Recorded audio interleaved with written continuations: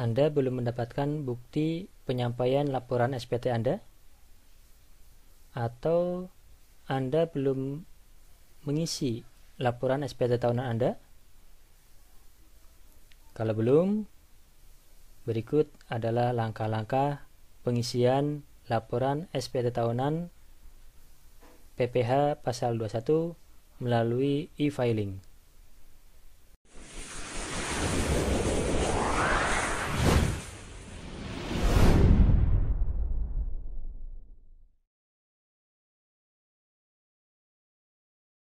Assalamualaikum, salam sejahtera. Selamat berjumpa kembali di channel Sinau Gayeng. Kali ini kita akan berbagi tips cara mengisi laporan SPT tahunan pajak penghasilan pasal 21 atau PPh 21. Laporan SPT tahunan biasa dilakukan paling tidak oleh PNS atau ASN untuk masa 1 tahun pajak penghasilan. Untuk mengisi laporan SPT tahunan ada beberapa dokumen yang perlu kita siapkan. Yang pertama, formulir A2. Dokumen ini bisa kita peroleh dari bendahara instansi tempat kita bekerja. Di sini juga sudah tertulis NPWP bendahara instansi induk kita dan juga NPWP pegawai. Kalau NPWP pegawai tidak tercantum, nanti kita perlu siapkan dokumen kedua, yaitu NPWP. Pada kartu NPWP mesti tertulis nomor NPWP kita. Kemudian berkas atau dokumen selanjutnya yang perlu kita siapkan adalah email atau kotak surat elektronik.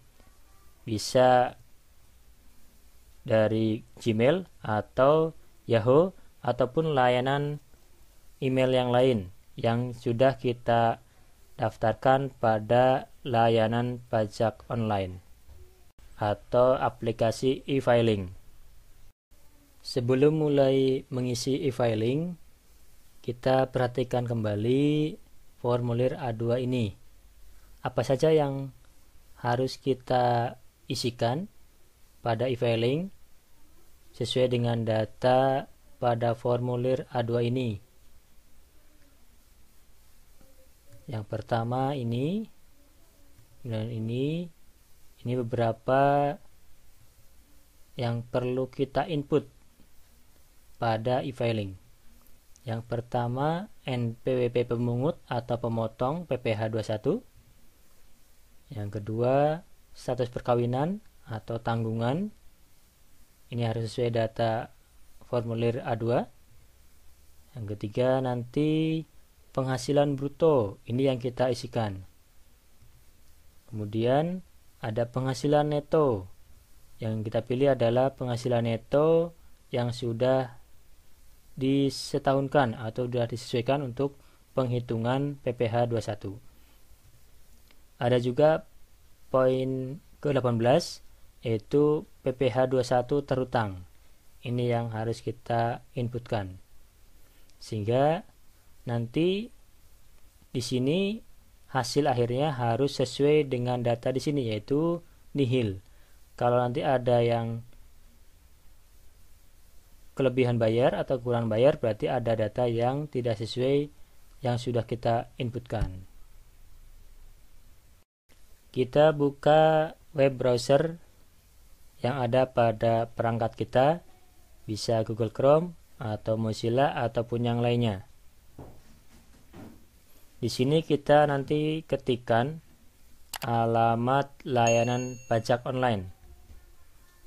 Kita juga perlu siapkan alamat email yang sudah kita tautkan pada layanan pajak online tersebut. Contohnya seperti ini. Untuk mempermudah, akses laporan kita. Kita ketikkan bisa di alamat sini maupun di kotak pencarian di sini. Kita ketikkan di sini alamatnya yaitu djponline.pajak.go.id. Ya, ini alamatnya. Selanjutnya kita login dengan menggunakan NPWP dan passwordnya.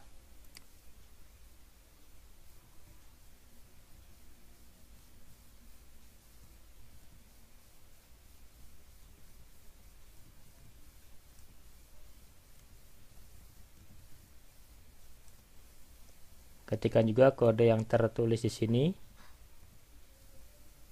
Kemudian login.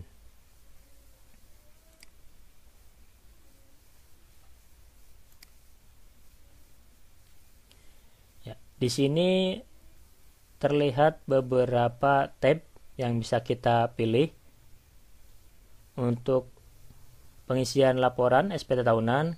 Kita pilih di sini tab lapor.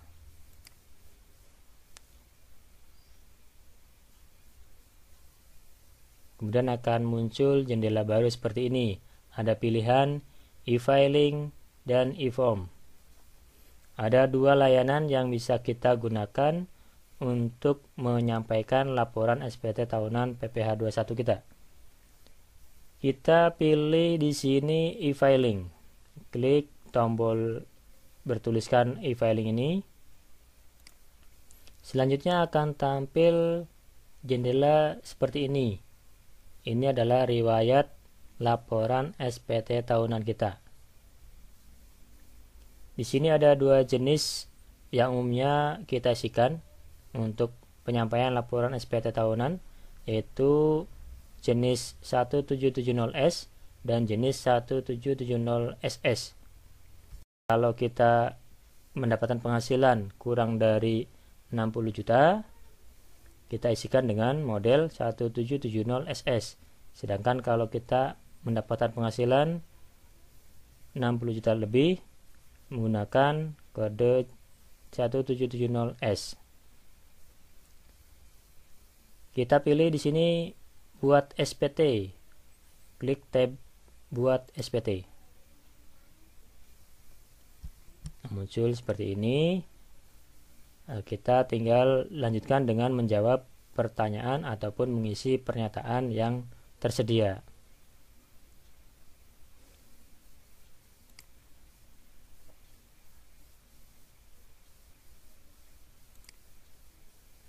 Nah, di sini sudah muncul pilihan form yang akan kita gunakan.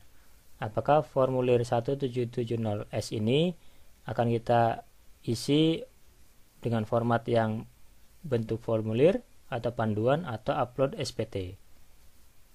Kita bisa memilih bentuk formulir dan klik tombol SPT 170S dengan formulir. Kita isikan tahun pajak sesuai dengan pengisian kita, dan kita di sini isikan normal kalau belum pernah mengisikan pada tahun yang bersangkutan. Kalau misalkan kita isikan ternyata kita isikan dan sudah dikirimkan ternyata ada revisi, maka kita bisa melakukan pembetulan dengan memilih pembetulan. Kita lanjutkan. Ya. Di sini ada beberapa pernyataan yang harus kita isikan. Bagian A, penghasilan yang dikenakan PPh final. Ini kita ambil dari data formulir A2. Kita pilih di sini tambah. Kita lihat sumber atau jenis penghasilannya. Kalau berasal dari penghasilan berupa gaji atau honor, kita pilih honorarium. Kemudian DPP-nya berapa? Kita lihat di data formulir A2. Kita isikan jumlah penghasilan bruto dalam 1 tahun.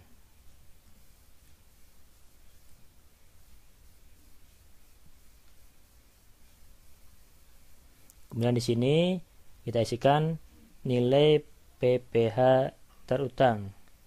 Kita ambil juga dari formulir A2. Disesuaikan dengan formulir A2, ada tertulis di situ PPh pasal 21 terhutang. Kita isikan di sini. Kalau sudah, klik simpan. Nih, kalau ada kesalahan bisa kita ubah, atau misalkan mau kita hapus juga bisa, klik hapus. Bisa kita lanjutkan ke daftar harta. Data harta pada akhir tahun bisa kita isikan dengan menekan tombol tambah. Atau bisa juga kita isikan harta pada SPT tahun lalu. Kalau misalkan harta yang kita miliki masih sama. Bisa kita klik tombol ini. Kalau bagian B, harta pada akhir tahun harus kita isikan. Kalau tidak terisi, nanti ketika kita klik tombol selanjutnya akan muncul jendela bahwa bagian tersebut harus kita isikan. Kalau sudah selesai untuk pengisian harta, kita lanjutkan ke daftar utang. Untuk utang bisa diisikan, bisa juga tidak, atau bisa juga diisikan dengan data ini, utang pada SPT tahun lalu. Bisa kita klik dan kita isikan. Kemudian lanjut ke daftar tanggungan. Silakan bisa diisikan data keluarga di sini. Bisa juga dengan menekan tombol tanggungan pada SPT tahun lalu. Atau kalau belum ada datanya, bisa kita tambahkan di sini. Untuk data tanggungan bisa kita lewati dan kita tekan tombol selanjutnya.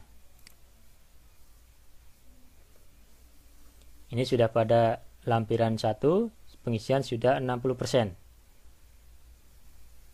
Untuk bagian A, penghasilan neto dalam negeri lainnya, kalau tidak ada bisa kita kosongkan. Kita lanjut ke yang B. Penghasilan yang tidak termasuk objek pajak. Kalau tidak ada berarti kita lanjutkan. Lanjut ke bukti potong. Ini bukti potong kita ambilkan data dari formulir A2. Kita klik tombol tambah. Kemudian kita isikan sesuai data yang diminta. Jenis pajak, karena pajak penghasilan 21, maka kita pilih pasal 21. NPWP pemotong atau pungut pajak, kita inputkan NPWP bendahara organisasi induk kita.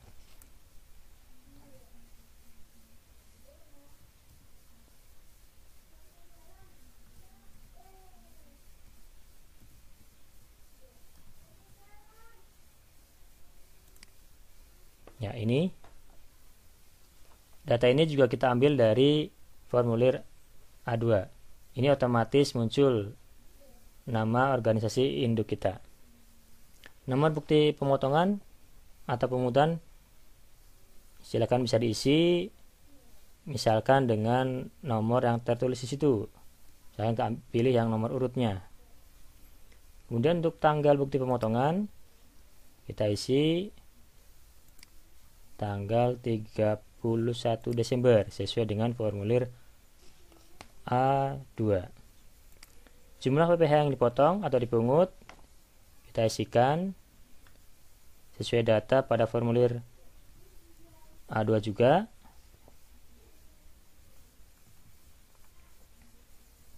Kalau sudah selesai, klik simpan.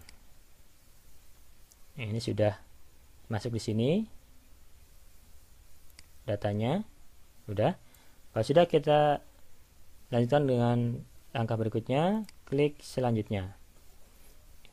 Ini sudah 80% proses pengisian. Untuk status perkawinan, kita lihat juga data pada formulir A2. Bisa saja statusnya sudah kawin tapi mungkin tanggungannya ikut suami atau istri, kita sesuaikan dengan data pada formulir A2. Ini saya pilih ini, status kewajiban pajak suami istri, kita pilih kepala keluarga.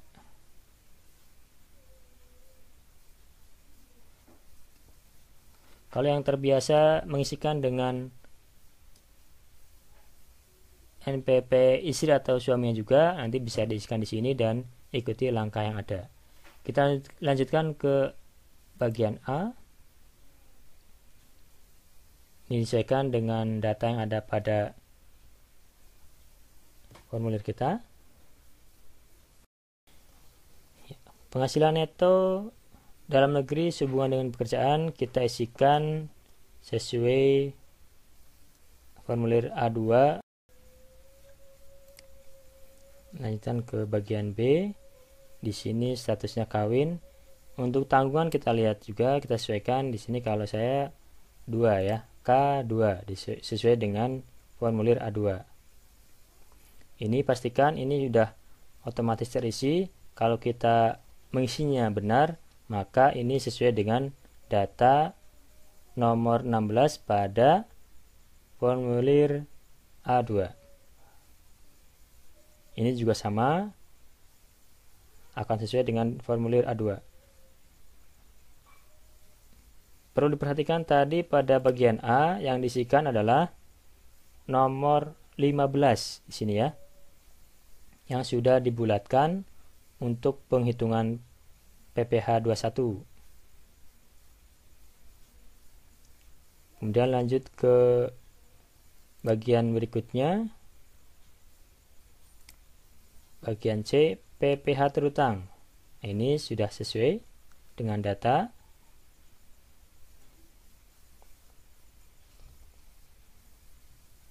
Kalau tidak ada, kita lanjutkan. Lanjut ke D. Untuk bagian D tidak perlu kita isikan ya, karena kan di sini kita tidak membayar PPh sendiri. Lanjut ke bagian E, nihil. Nah, di sini berarti sudah sesuai ya. Kalau sudah sesuai, sudah nihil, berarti sudah sesuai dengan data formulir A2. Bisa kita lanjutkan ke tahap berikutnya. Ini tidak usah. Pernyataan. Klik setuju. Kemudian selanjutnya. Nah, di sini langkah sudah 100%. Pada SPT kita ada rekapan datanya, jenis formulir, tahun, pembetulan. Kita perhatikan di sini status SPT-nya. Statusnya adalah nihil. Maka sudah sesuai dengan kondisi kita dan juga sesuai dengan kondisi formulir A2. Catatan lengkap. Untuk mengakhiri proses pengisian pada e-filing ini, kita klik tombol di sini untuk mengambil kode verifikasi. Kode ini akan dikirim ke alamat email yang tercantum pada e-filing kita. Klik di sini. Pilih media pengiriman. Bisa kita pilih email ataupun SMS. Di sini saya memilih yang email ya. Oke. Sudah ada laporan, token telah dikirim. Selanjutnya kita cek email kita ya. Kalau Bapak Ibu Saudara sekalian memilih SMS, boleh. Nanti kodenya akan dikirim melalui SMS. Kita pilih di sini refresh. Di sini ada 2 email baru pada bagian update. Kalau saya sudah dikelompokkan sesuai dengan jenis pesannya ya. Klik pada bagian update. Nah, di sini ada 2. Nah, kalau untuk kode aktivasi kita pilih yang ini, e-filing, kode verifikasi. Kita buka. Di sini sudah ada kodenya. Tinggal kita copy. Diklik, kemudian di copy. dan paste di sini. Kalau sudah, tinggal klik tombol kirim SPT.